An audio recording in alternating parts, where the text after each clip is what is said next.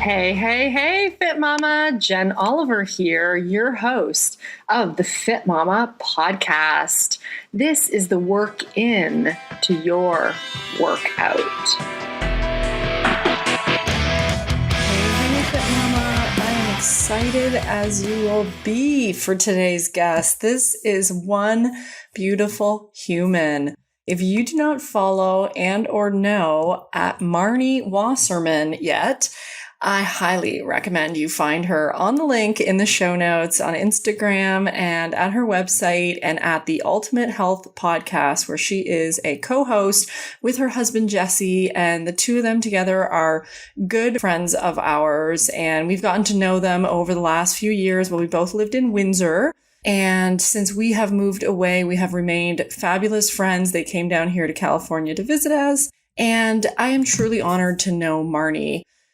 Honestly, I have to be serious when I say this. She is one of the most down-to-earth people you will know. She has a heart of gold. She has a brain filled with gold after, I think they're at 200 and some episodes of the Ultimate Health podcast now. They have interviewed the leading experts in health from around the world. I'm lying. They are at 330 podcasts. I'm way off. I'm a huge fan. I listen to this podcast and I don't think I've missed an episode in the last few years for sure. They are a wealth of wisdom together, and Marni on her own is embarking, well, together, I guess they're embarking on this pregnancy, but they are about to have soon, she's due. They are having the ultimate baby, their baby, which is such a treat. Marni and I have been working together some during this pregnancy as well. She's doing my breathing exercises as we go through the last 12 weeks of her pregnancy. And this is part of my Breathing Back into Your Body book that I'm writing right now. And she has graciously offered to do the breathing exercises as she prepares for her birth. And this has been so invaluable for myself, for feedback, and I know that she's gotten a lot out of it. Today, we dive into some really great stuff. I can't wait for you to hear Marni out. She is just such a brilliant, sweet soul, and she's really open to sharing. She has so much to share, and she's just one of my favorite people and favorite guests that I've had on the podcast. So I'm so glad that you are here to listen to this with my friend Marni Wasserman and all things Marni. Here we go. Okay, I'm here today. I'm so excited, and the Fit Mamas know I'm always excited, but today it's a little extra special because I got my girl Marni Wasserman on the podcast. Hello! Hello! Marni, it's so fun to have you. One of my favorite podcasters herself here. Hey! Hey, thanks for having me. Excited to be here. Yes, this is a treat, and I know we're going to take this podcast today in so many directions.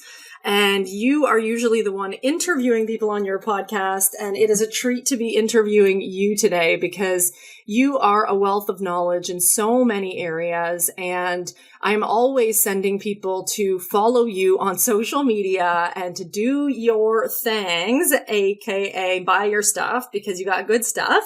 And you're just an inspiration. So I really appreciate you for being here, and I'm excited to introduce you to the Fit Mamas. I'm super excited to be here, and I always love chatting with you, Jen, so this is great. Aw, thank you. Well, you know what? It's not us alone here today. I know that for sure, because we got a little one on board, don't we? Sure do. Yay! Little Tub, the ultimate baby, is entering Try 3 tomorrow, so... Oh, my gosh, yes. 28 weeks. Yes. And how are you feeling, Marni? Feeling good. Yeah. I'm like, should I not be feeling something different? I just feel so good. So, I knock on wood, and I'm very happy. It's been a very good pregnancy so far, and I hope it continues this way. Yeah. The belly is just growing fast. That's the biggest thing, is that like every day I almost feel like, but definitely every week, it's like, whoa, there it goes. There's my skin stretching a little more, and the baby's growing and kicking and moving. So that's been the best part. And of course, we're in the phase now, nesting and getting the room ready. So that's a huge, exciting factor of this whole pregnancy. So exciting. And feeling good is such a good part. And it's funny that you said that right off the bat, wondering, should I feel this good? And welcome to motherhood where you question everything, right? You know what? I beg for you to definitely not have to question everything. And the thing is, I know you to be someone who truly trusts her intuition. Would you say? I would say that is definitely true. And tell me, let's just dive right in because I want to talk about intuition. And ever since I met you, which I'd say I've known you for a couple years now, you've been very intuitive. And this is your first pregnancy for those who don't know Marni yet. And, intuitively, you always knew you were going to be a mom, didn't you? I did. It's always been, let's say, a goal of mine or something that I knew was a milestone I wanted to cross at some point in my life. It was just a matter of when. Mm-hmm. But yes, being a mom and birthing my own child was something I always wanted. So I'm very grateful that that's the phase I'm in. It's such a fun phase. And, you were really ready. And I don't want to say that anyone who isn't necessarily prepared or gets pregnant right on target isn't ready. But I know that this is a phase that you and your husband, Jesse, are so excited to enter into, which comes with it that added level of excitement almost. Do you think? For sure. And maturity and just a place in our relationship and in our life financially and where we're living. All these things are all in place. And a couple years ago, they weren't. So even though we both would talk about having kids and knew we wanted it, we just kept saying, we got to wait. This is not the right timing. Then we got a new dog and then we moved cities and all these things kept happening. And finally, we realized that this year is like, we've got nothing holding us back. So yeah, definitely ready. That's so nice. It's nice to feel ready and then enter into those stages. What has been something that has happened or has come up or have you been sort of faced with during this pregnancy that you weren't expecting going in? I think just the amount of learning I've been doing. I think I've learned so much about my body and women's bodies in general, just what happens, the transformation, everything from the stages of fertility and trying to get pregnant to understanding what's happening on a micro level in my body and then progressing through the phases. Because you hear about people getting pregnant and people will tell you they're pregnant. It's like, oh, that's wonderful. That's great. But you don't zero in on the fine tuning of what that actually means and what is happening to the body. So I think just being in it and seeing and feeling this transformation unfold every day, I'm just in awe. And I don't think anything can prepare you for that. So you want to get pregnant and then you do, and then boom, you've got this whole other world to explore. And I'm loving it. I'm loving all the books I'm reading, podcasts I'm listening to, even welcoming tips from other people. I know, you got to be careful with that because you don't want to get too much unsolicited advice. But at the same time, I really do take it all on and kind of sift through what sounds good and what feels good and what I can relate to, what I can't relate to. So I've been loving this whole journey. Oh, it is a fun one. And when you're open-minded and wanting to learn, it makes it that much more fun, would you say? Yes, for sure. Yeah. And it I think it's so funny that you said that. You hear about other people getting pregnant and it's like, oh, that's cute. Like, that's the first thing you think. And then you just don't go into the detail. Like, you just don't go further. And once you're pregnant and you want to learn about those things for yourself, it's like, whoa, the rabbit holes you go down. And you're like, how does nobody ever talk about this stuff? Well, even sleeping, like even just, how to get comfortable at night as a pregnant woman and what to do with your body and which position to be in, like all these little things that are basic, the things that we do every day, how to work around them or manage them or deal with them. And that's something that you can't necessarily read in a book. That's something you just figure out for yourself and see what works. And I think that is where intuition comes in again. It's just knowing that, okay, I'm going to be sleeping in a position where I'm going to, cradle my body and be on my side because I'm not going to sleep on my stomach. And like, there's so much intuition and so much wisdom that comes from our inner knowing if we just pay attention to it. So true. When would you say, looking back in your life, do you feel you began to really trust your intuition? Because you and I know we've had, we've gone on trips together, we've been different places and talked on a personal level about, things we've done in our lives. And at some point in our life, things kick in where it goes, okay, maybe that wasn't the greatest idea, or this is something I really want to listen to. When did you find that in your life? Well, I'd say looking back, my childhood, I've always been someone who I felt like was an old soul. There was always some greater sense of me guiding me. I don't think I necessarily knew what it was, those gut feelings and different things that happened, whether it was with friends or decisions about schooling to go to. Do I go into this program or that program? Mm-hmm. So, that actually brings up the first decision I made, which was leaving dietetics school and going into nutrition. That was a huge decision for me, but I let my gut guide me. It just didn't feel right. Mm. So I don't think I knew it at the time, but my intuition guided me into the career path that I started. And it was just all about feeling. It felt right. It felt like the right next phase. And then when I opened up my food studio, my cooking studio in Toronto, that felt like the right thing. When I decided to get out of my previous marriage, that was another situation where it's just like my intuition just knew. So I think as I've gotten wiser and connected more to my core and started meditating and practicing yoga, I understand it better. And now I know that that's what it is and that's what's guiding me. But I think it's interesting, like early on, it was just always there. I just don't think I fully understood it. Mm-hmm. So true. And same for me. I kind of feel that same way. Now, how old were you when you did quit the dietetics and switch to nutrition? So I would have been in my early 20s. So that was after university. So yeah, it was somewhere around then. So I went from university into dietetics because that seemed like the logical step, using the left brain. Yeah. And feeling like that was the right next step, depending on the career I wanted to go into, the money potential that I could make. And after a year, not even a full year, about 3/4 into the year into it, I was feeling sick to my stomach, literally. I didn't go to the bathroom properly. I was coming home with the homework and assignments that I had, feeling like I do not want to do this. This doesn't make any sense to me. I felt like I was arguing with my teachers because I didn't believe in the philosophies they were teaching about nutrition. It was so narrowly focused and it wasn't in line with the way that I felt nutrition should be taught or learned.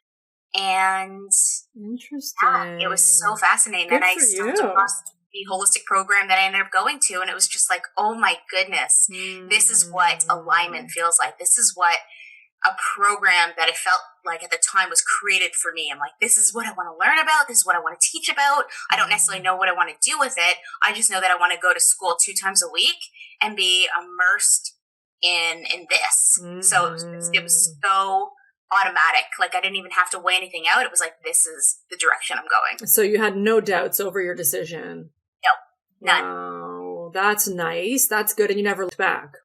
Never looked back. I did put my dietetic, I think you can put it on hold. I think there was a certain time limit. I think you maybe got like 2 years or something that you can hold it. If people do get pregnant or they go away or if family member dies, a holding period. Okay. And I did that just probably as a safety net, or maybe my parents were saying, just in case, defer it, put on hold, and never looked back. So it was really that holistic approach that attracted you, would you say? Yes, for sure. And again, I don't think at the time I knew that that's what my values were. It was just that it made sense to me. It wasn't like, oh, I believe that holistic nutrition is, the way that people should eat. It was just like, no, this just makes sense. Like, I don't believe in, protein powders anymore. And I don't believe, like, it was just all about like whole foods, like real food, and not a very clinical and treatment-based approach to nutrition. It was more about preventative. It was more about what can people do now, the here and now, to build up their body and prevent any potential disease. So it was just a knowing, and it was just the way I was living and the way I was eating and how I was gravitating towards eating, because I had gone through my phase of being really stuck in the rigidity of what dietetics taught, like eating by the food guide, eating, foods that were kind of labeled by number versus by what the quality was. And I was really in that model until I started really guiding myself and feeling not so good and realizing that food was so much more than that. And so was it that you were not feeling well and you thought, okay, maybe this is what I'm putting in my body? It was a little bit of that, but it was more my intuition. It was just more like, this probably isn't right, because that wasn't when things really shifted with my health. That was much later, but this was starting to feel like, I don't think that a diet should be based on, 20 grams of protein. I should just look at my lunch coming out of a pack of tuna.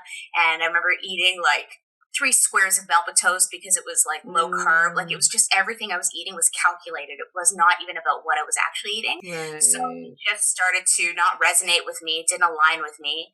And I started to just let all that go. I started to just trust how I felt eating should be. And that must have been liberating. It was. And so much more fun because I got to be creative. I got to explore new foods. I got to get into the kitchen because when you eat out of packages, there's not a lot of creativity there. But when you step into the kitchen and start creating from scratch, there's a whole other world there. And you actually went on to become a chef. I did. Yeah. What was that training like? Where did you do that? I did that in New York. Ooh. And it was amazing. It was just, at the time, I didn't even necessarily want to become like a chef in a restaurant.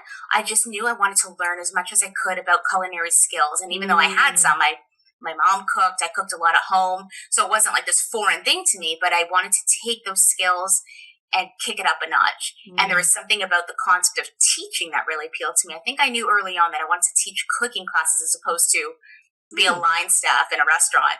So the program in New York was it was so comprehensive because it had a very healing component to the teaching as well as the technical. So you learn your knife skills, you learn about different cuisines, but the philosophies are rooted in macrobiotics.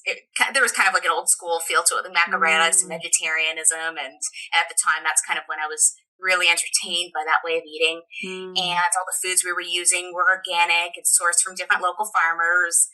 And it was fun. And I just learned so much about food and food prep and efficiency in the kitchen. And I loved it. And of course, being in New York City, where you get to go out to all these restaurants and experience food in a different way, that just added to the whole experience. Oh my gosh, that's amazing. Yeah. Wow. How cool. So was this specifically a vegetarian cooking class or course? That was the influence of it, but it evolved where they did start to include animal protein. So there were sections of the program where we did some animal protein, where we learned how to carve a chicken and deal with fish, but that was literally less than 10% of the program. Interesting. And then you went on to have the food studio for how many years, Marn? So when I got back from culinary school, I actually started teaching at my parents' home first. Oh, so cute. that's where I love the parents' home. That's awesome. As all great businesses begin.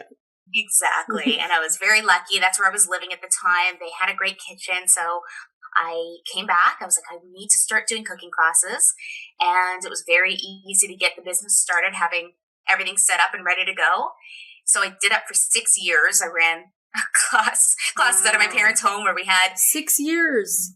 6 years of strangers and people and all kinds of different, even practitioners that I'd bring in to do talks and stuff, like from all over, coming into my parents' home. So they were amazing to let me do that. Yeah. And then eventually I was like, okay, this is not sustainable if I want to grow this, although I could keep it this way. But if, I decide to move on, my parents decide to move or whatever goes on, like this is not going to work long term. Yeah. And I really wanted to have my own space. So I then opened up a food studio, which was in downtown Toronto or midtown Toronto. And that was for another 4 years. Wow. And that gave me the opportunity to teach more classes, offer more community events, have other people come into the space and utilize it, rentals, showers, birthday parties, all that jazz. It was fun. It was great. I got to really express my creativity and just take all that passion and knowledge to a whole other level. Wow. So 4 years in the studio. Well done. Running a business is one of the biggest challenges you could ever have. Honestly, I know, and anyone who's ever run a business out there, it is just day and night. It's a grind. It's an opportunity to do things that you really push outside your comfort zone to do, as you know. But it's one of the hardest things. So kudos to you. And that obviously was an amazing experience, growth experience as well, and amazing skills. When you learn things in culinary school, and especially with food, that's skills for life, right? Absolutely. Yeah. And it was just so much beyond, running a business, because it's like you've got this space that's your own. Mm-hmm. And when you have like a physical location to teach in, to offer to the public, it comes with a lot of baggage, unfortunately, because, you've got not only rent, you've got utilities, you've got permits, you've got all that. And I had to set up the kitchen. So that was the whole other learning to this, was actually like running a physical space. Yes. So it was a wonderful endeavor, and I loved it, and I don't regret it.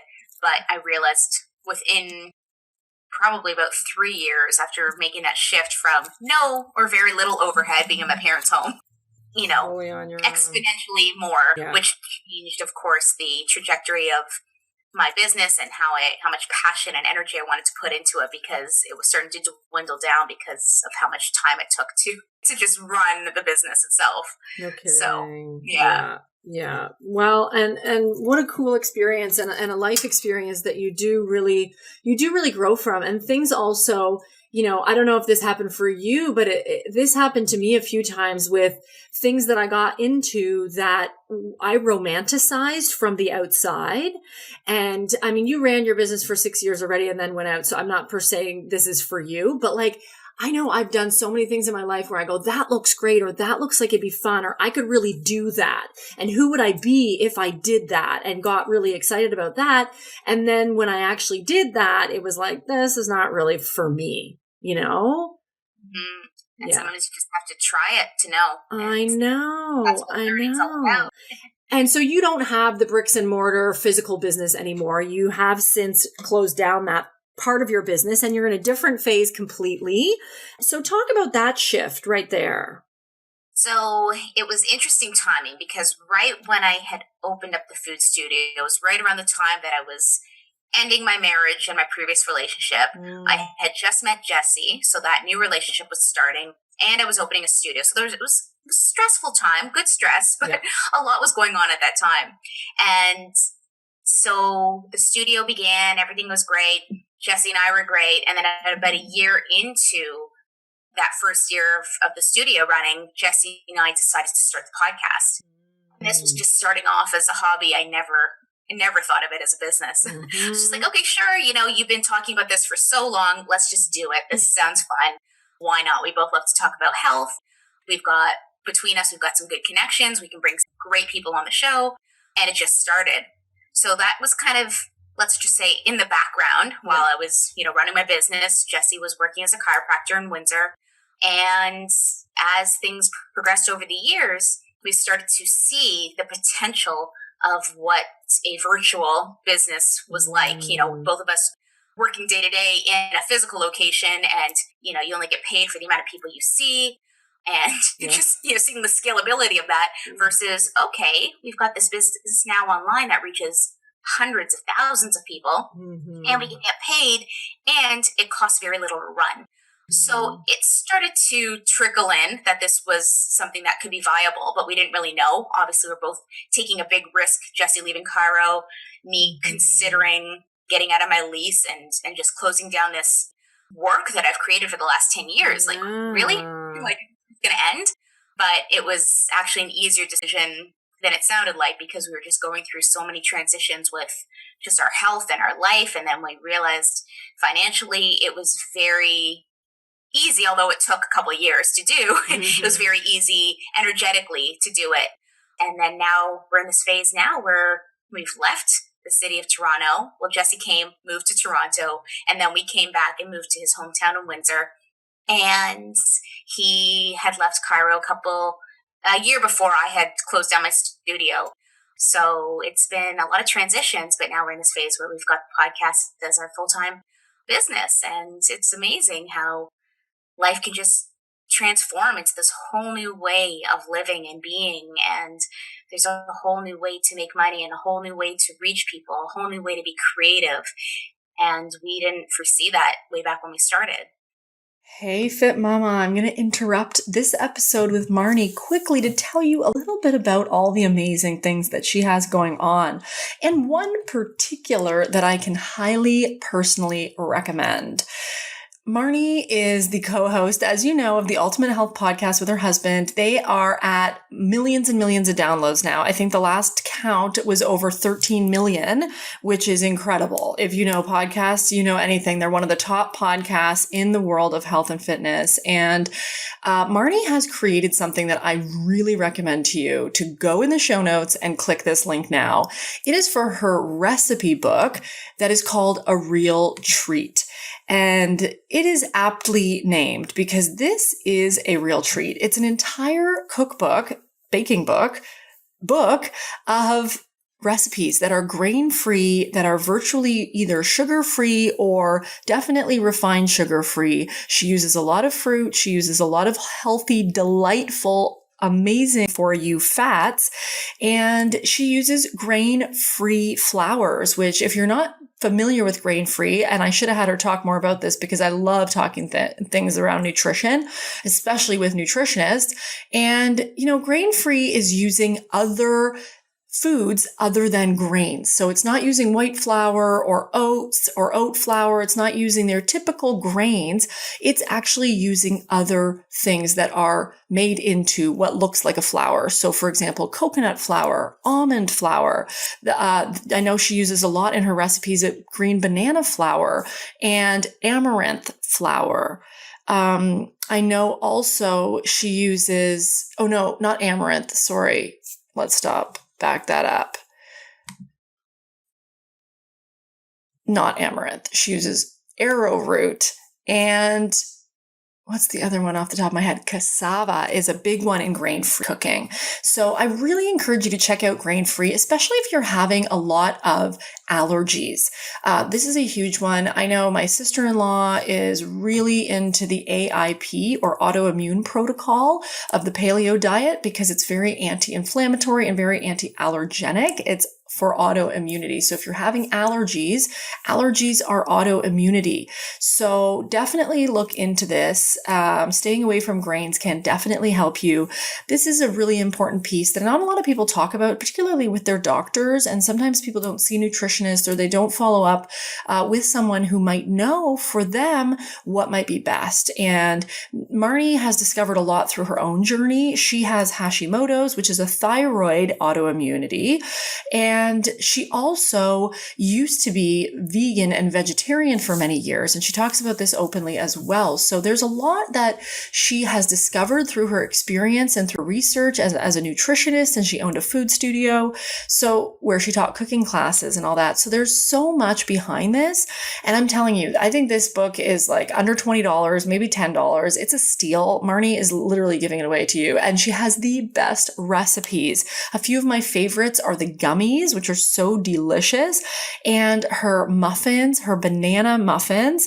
I also really, really like the, what does she have in there that I love? You know what? There's just so many things. I mean, I really make those gummies basically like every day, and the muffins, and she always has really great recipes on her site as well. So go check it out. Check out A Real Treat. Check out Marni's stuff. She's awesome. Have some fun with her and tune into her podcast as well because it's awesome. And back to the show. So isn't that amazing that something that starts out as a hobby now is your full-time job, let's say, if you can even call it a job, right? It feels so fun for you guys. Like, you guys do such a great job. And for any of those who are listening who didn't catch earlier that Marni is a co-host of the Ultimate Health Podcast, and her and her husband Jesse founded it. And that was only, 4 short years ago, Marni? That is 5 years ago. We just passed 5 years in September. So okay, yeah. 5 years ago and over 12 million downloads globally. Like that is beyond. That's huge. Like that is so monumental. And, kudos to you guys and the hard work you guys have done. And you guys are such inspiring people because what you're doing is fulfilling a need. And you guys saw early on, hey, this is a passion of ours. We like to talk about health. But really, you did it because you knew there was a need for people to understand health in a more clear way, would you say? For sure. Yeah. For sure. There's just so much out there, right? There is so much out there. And Jesse had the foresight to get this started relatively early compared to what podcasting is now. Mm-hmm. And he knew the medium. He knew how to create one and put one together and understand the back end. And he always had the vision that this was going to be something big. I trusted him and I knew, but I just thought this is just going to be something fun. Like, who knew that podcasting would be what it is today, where people can do it as a business, and that you can reach so many people, and that the conversations can be so open and diverse. And that's the beauty of the topics that we bring in, because being the Ultimate Health Podcast, we do cover so many different conversations within that without an agenda, without an angle. You know, when we started the podcast, yes, we were both vegetarians, so we did have those conversations, and that was more of our philosophy, but we've evolved so much over the years, and our conversations have broadened, but it doesn't mean that we also now reject you know, previous conversations, or we don't bring on people who are vegetarian anymore. We keep it so open. We bring in, you know, finances and yoga and meditation, and that's the beauty, is that it's just so wide reaching.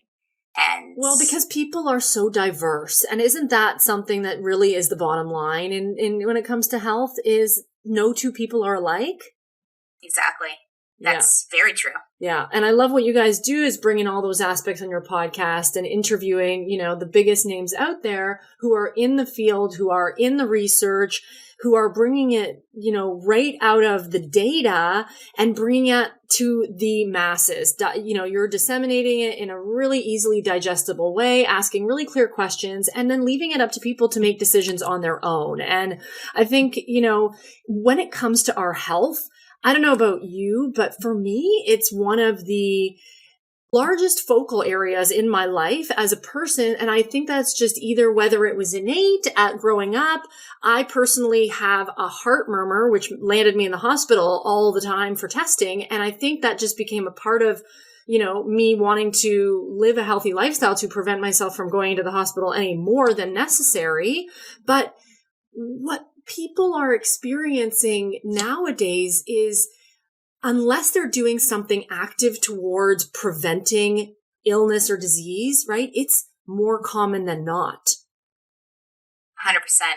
And it just seems to be the wave right now, with people choosing alternative therapies and practitioners and kind of navigating themselves through their own health crisis. It's, you know, people are taking on this information and wanting to learn so that they can make these decisions and be an advocate for their own health. I think so too. And it's great that that resource there. Yeah, we're very, very grateful for it. And now we have this, you know, beautiful bank of episodes, which you are part of. You are one of those amazing experts who's in there. And we're just so happy to have such a diverse array of different kinds of guests that can offer so much to our audience. So true. And I think the bottom line is that it's there and it's available, and you have hundreds of episodes people can go back and learn. And I think people opening up their mind to taking in new information, all the while, I have to say, I know for myself, because it's such a focal point and it's so meaningful to me, I do find I can go overboard, and I can kind of become borderline anxiety over health related things, whether it's for me, my kids, and now, you know, being pregnant for you. Do you ever see that as a possibility, that you feel like it's all too much? Because you're interviewing these people. Like, I can be like, oh, I'm not listening to that podcast this week, or I can kind of choose what information I want to tune into when I find it overwhelming, kind of like how the news gives me anxiety, if you know what I mean. Oh, for sure. Yeah. You can absolutely get in that, you know, state where the incoming information is just overwhelming, and you have to be able to sift through and find, let's call it, channels or avenues that you want to zero in on, so you're not just overwhelmed. It's because also we feel that way. I actually feel for our audience sometimes, because I understand that we bring on a lot of contradicting viewpoints. We bring on every other guest opposes one another, and also someone who's new to the field of nutrition and health and wellness. Maybe they stumbled across our podcast because they're just getting onto this journey. It's like, oh my God, they just talked about this product, and then they talked about this product, and then there's this biohack and this sleeping bag. Like, how do I do that? It sounds so expensive. So I feel for people, because there is so much out there, but you gotta just tune into what makes sense for you right now. If you were to, you know, listen to 10 of our episodes, I'm sure there's maybe 2 things that you could probably start tomorrow. I'm sure there's 200 things, but just start with the basics, and you've got to get that foundation in place. And I think that's the hardest part for a lot of people, is where to get started and how to do it. And then for people who are more advanced and who are in this world, like you and I, who, we're consumers, we know a lot of the things that are out there, it still can get overwhelming. And, you question everything, and you try the Oura Ring, or you try the infrared sauna, and you try all these things. And you don't necessarily know what's working or helping or upgrading, but you're just hopefully, knowing that you're doing as much as you can to put your health in the right direction. Yeah. So I think that's a good point. Doing as much as you can. And I think the line, you know better, so you do better, or something along those lines, I feel never resonated with me, because I'm like, I know a lot and I'm doing my best, but like, it is overwhelming. And, I want to pose this question to you on an extension of that too, as you're entering the birthing world for the first time. How do you find, as much as you've enjoyed learning all the info, how do you find sifting through all that info for the grand finale that is birth? Yeah, it's really interesting, because you want to be so prepared and have as much knowledge as possible, or I do. Yep. I want to have as much knowledge as possible, and make sure that I've, crossed all my T's, dotted all my I's, and know that I'm going into this birth as well versed as possible. But at the same time, I don't want to get away from that wisdom and intuition that we talked about earlier, where I'm just so caught up with, but this book said this is what's supposed to happen, where it's like, well, Marni might be taking her own path and her own journey. So it is really hard. Like, I am taking 3 birth programs. I've got a bookshelf full of books. We do listen to some podcasts, but I am finding a little bit of a gap there in terms of podcasts that really resonate with the way that I want to go through my pregnancy. So I'm actually happy about that, because then I can just kind of close that medium down and just think my books. But it is a tough one for sure. And I feel like I've gotten to a place now, as I said, entering my 3rd trimester, where I feel really confident with the knowledge that I do have.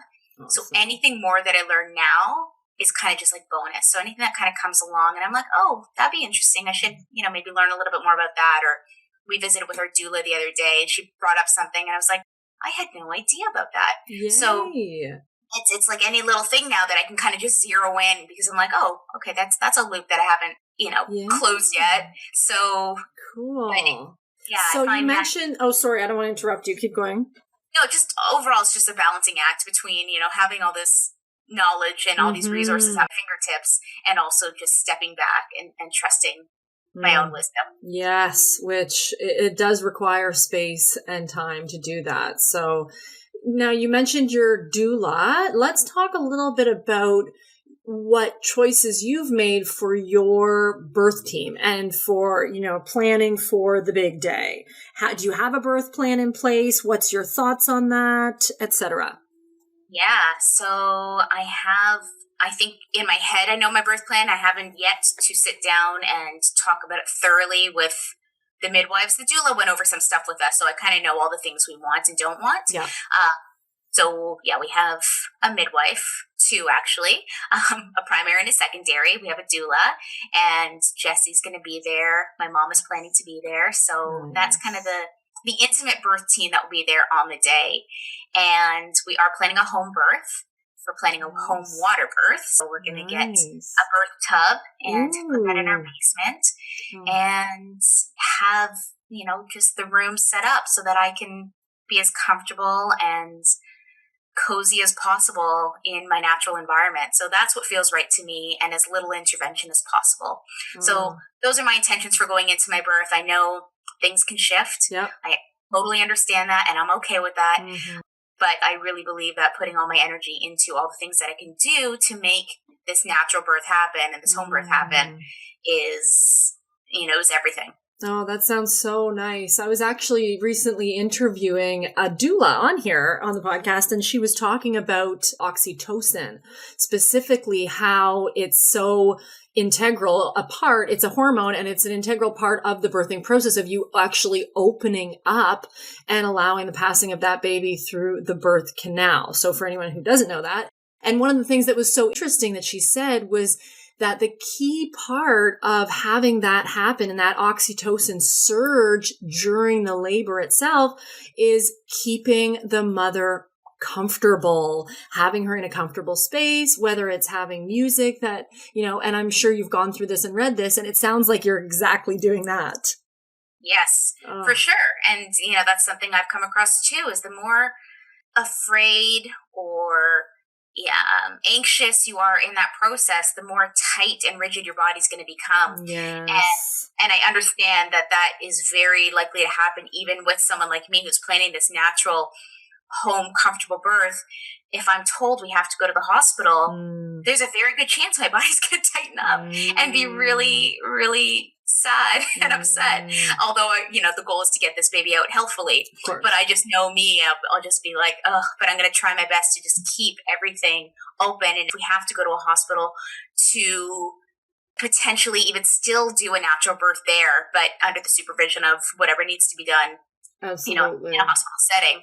But smiling and having your partner there and, keeping that environment and your body as open and welcoming as possible is what's going to get this baby out. Oh, I'm so excited for you, because honestly, birthing is such a gift. It's, honestly, and as I was talking to this doula too, Krista, who I will bring on the podcast, I will release hers probably after yours due to the nature of this. So people will hear her, but it's amazing the little things that you don't even realize are an important part of it until you really go through it. And I think that, you sharing things like this and you sharing your desires and you sharing, your reading and learning knowledge, and then also understanding, I'm going to stay open, curious too, as to what this is going to be like. And I think just you even saying, I will probably be sad. Okay, so you've now, which is great, identified that that's a possibility if that were to happen. So I think now you already can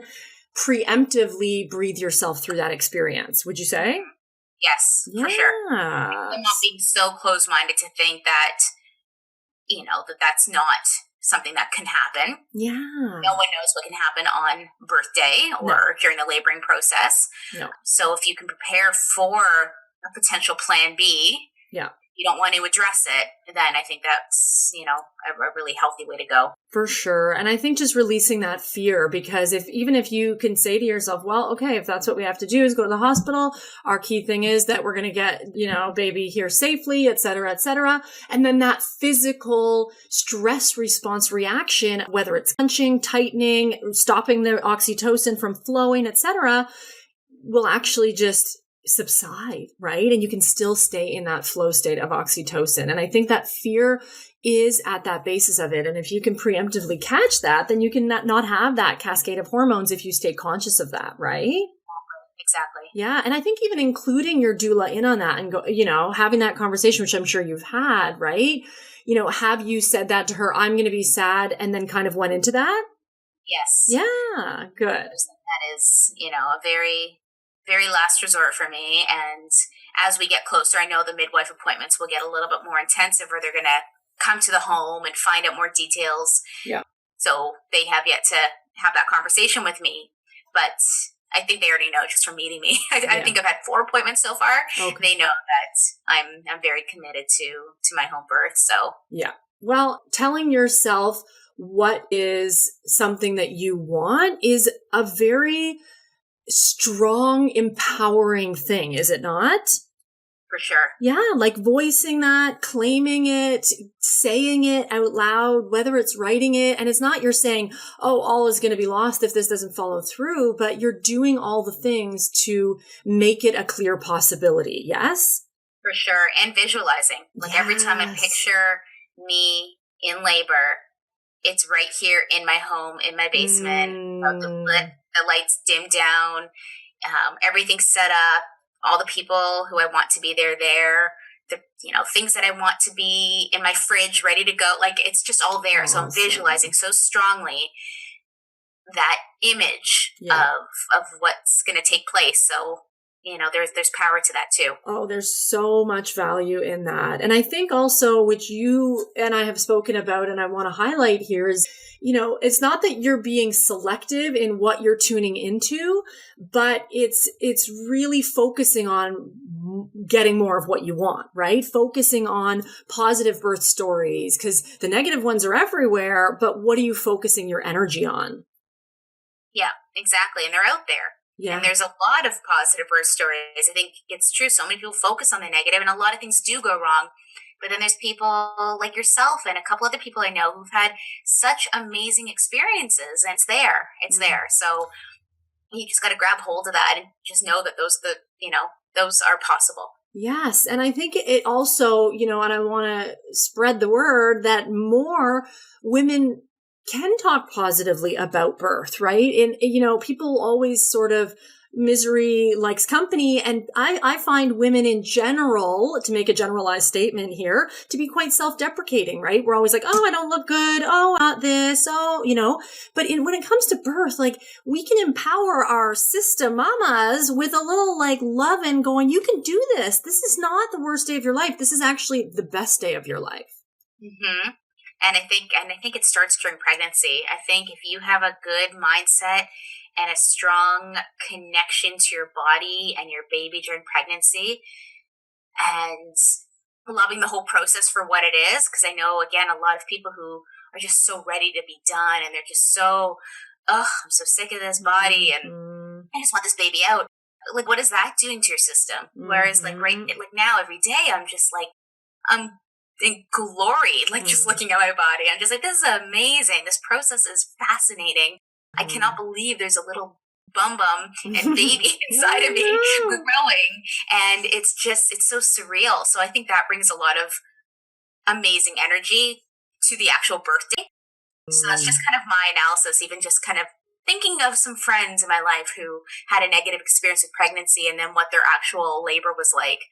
So good connection. Very good connection. And I think you're right. It does all start with that connection that you make with, whatever your circumstances are. You guys were ready and excited and planning to have a baby, right? And for those who weren't, and it was like, oh, I was not expecting this for another 5 or 10 years, and making the best of the situation and enjoying every step of the way. Because at the end of the day, nobody's situation is perfect. Nobody, feels like it was the perfect timing and nothing else would have been better. It's really about, hey, how can I just enjoy this day to day and not almost predict how it's going to be, but just experience it and live it, Exactly. Yeah. I think we're very quick to label things and also play into sort of society's expectations, right? Like you said, like I think it's just common for women to be at the end and everybody asks them how they're doing, and their common answer is, I can't wait to get the baby out. I feel like that's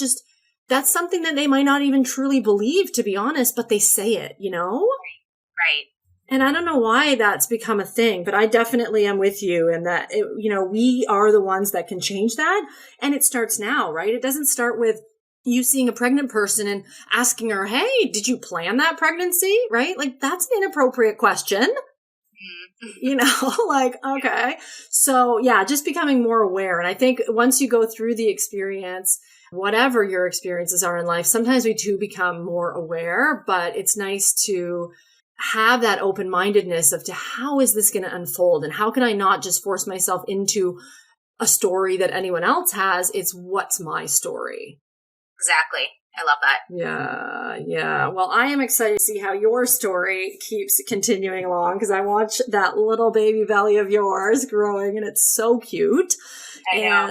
And can you just not? Like you look in the mirror and it's like, what is this? This is fun. And the fact that there's 3 more months and I feel like I'm pretty maxed out Bumping. Right now. Yeah, right? Saying, you just wait.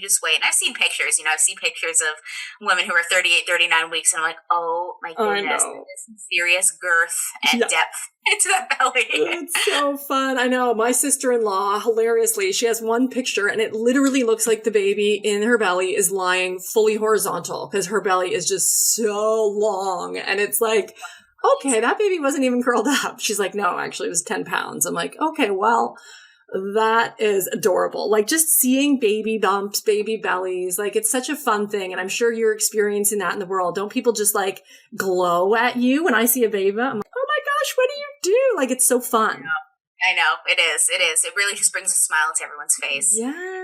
Yes. And I love how much you're enjoying it, like watching your stories and looking at your Instagram and stuff. Like, you just are enjoying every day of it. So thank you for being you and a role model and an inspiration for so many of us, Marni. My pleasure. Yay. Thank you for being here. Thank you for your wisdom. Is there anything else that you want to leave us with? Any questions that you have not answered or I have not asked? No, I think there's just, there's so much for people to learn, and depending on what phase or stage or whatever you're going through, even though there is so much to learn, just be discerning and try and just take in what makes sense to you, whether you're going through pregnancy, whether you're going through some kind of health crisis, or whether you're changing your diet.